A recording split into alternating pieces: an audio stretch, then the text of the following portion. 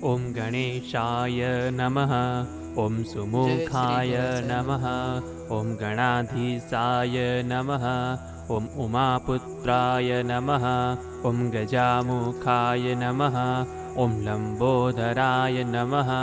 ॐ हरपुत्राय नमः। ॐ शूर्पकर्णाय नमः। ॐ वक्रतुण्डाय नमः। ॐ गुहाग्रुजाय नमः। ॐ एकदन्ताय नमः। ॐ हिरम्बाय नमः। ॐ चतुर्होन्त्रे नमः। ॐ सर्वेश्वराय नमः। ॐ विकटाय नमः। ॐ हेमतुण्डाय नमः। ॐ विनायकाय नमः। ॐ कपिलाय नमः। ॐ वटवे नमः। ॐ बालचन्द्राय नमः। ॐ सुराग्रजाय नमः। ॐ सिद्धिविनायकाय नमः।